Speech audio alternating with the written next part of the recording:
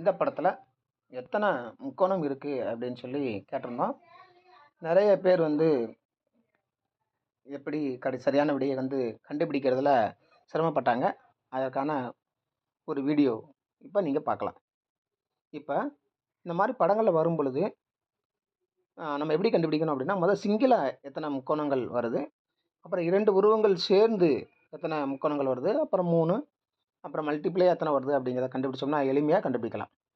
இப்போ நம்ம என்ன செய்ய போகிறோம் அப்படின்னா, சிங்கிளாக எத்தனை முக்கோணங்கள் இருக்குது அப்படிங்கிறத பார்க்கலாம். இப்போ பாருங்கள், இது ஒரு முக்கோணம், அதாவது இது 1, சரிங்களா? ஸோ அதே போல் இது 1, 2, அதே போல் கீழே எடுத்துக்கிட்டோம்னா இது 1, 3, 4, 5, 6, 7, 8, 9, 10, சரிங்களா? அப்போ சிங்கிளாக எத்தனை முக்கோணம் இருக்குது அப்படின்னு பார்த்தோம் அப்படின்னா 10 முக்கோணங்கள் இருக்குது.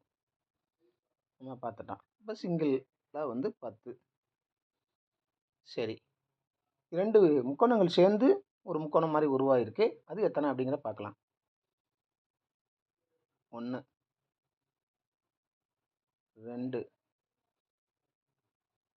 3, அதுபோல் இங்கிட்டு 4, அதுபோல் இந்த பக்கம் 5, இதே போல் இந்த பக்கம் 6, 7, 8, 9.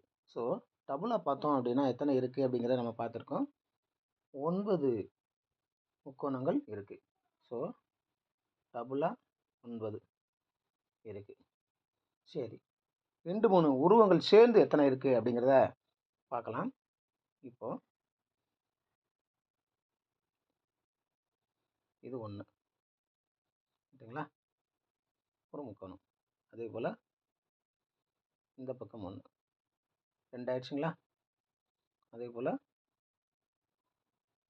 இந்த பக்கம் 1, 3, அதே போல் இந்த பக்கம் 1, 4. அப்போ மல்டியாக வரும் பொழுது எத்தனை வருதுன்னா 4 வருது.